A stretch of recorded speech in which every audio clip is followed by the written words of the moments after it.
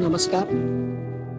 2083 भदौ 10 गते आएको बुधबारको दिन जुन प्रश्नमा आएको बाढीको कारण हाम्रो देशमा भएको भौतिक क्षति तथा मानवीय क्षतिको परिकल्पना गर्न सकिँदैन। त्यसको परिस्थितिमा नेपाल सरकारबाट आधिकारिक रूपमा जारी गरिएको ब्याङ्क खाताहरू, पिएमओ अफिसबाट जारी गरिएको एकाउन्टहरूबाट सहयोग गर्न हार्दिक अनुरोध गर्दछौँ।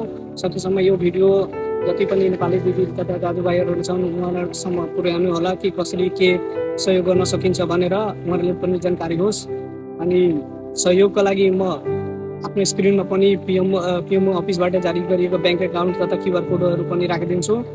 यस विषम परिस्थितिमा हाम्रो नेपाली दाजुभाइहरूको साथमा हामी विदेशी दाजुभाइ तथा दिदीबहिनीहरू पनि साथमा छ। उहाँहरूले पनि हाम्रोबाट तर्फबाट एकदम जे जति सहयोग गर्न मद्दत पुगोस् त्यति हामी सहयोग गर्न एकदम प्रयासमा छौँ।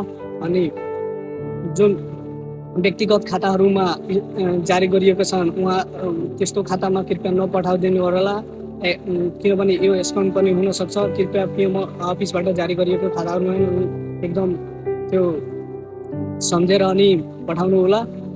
यो परिस्थितिमा हामी नेपाली एक भएर आफ्नो देशमा भएको यो घटनाप्रति एकदम दुःख तथा संवेदना व्यक्त गर्दछौँ। तथा यो अफिसबाट आएको जुन ब्याङ्क एकाउन्ट छ त्यो जतिजनालाई बुझ्न सक्नुहुन्न कि के हो स्क्याम हो कि नै, म पनि आफ्नो फेसबुक एकाउन्टमा राख्दाखेरि, टिकटक एकाउन्टमा राख्दाखेरि पनि उहाँहरूलाई बुझाउन कृपया पर्सनली कमेन्ट पनि गरिदिनु होला। नबुझ्दाखेरि हामी बुझाउन सक्छौँ। कृपया यो विषम परिस्थितिमा नेपाली भएर नेपालीहरूलाई सहयोग गर्नु। आफ्नो देशमा पर्दाखेरि नेपाली नै नसहयोग गर्दाखेरि अरूले को सहयोग गर्छ।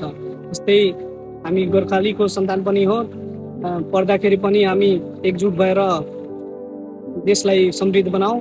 यो दुःखद घडीमा पनि एक साथ भएर हिँडौँ। नमस्कार।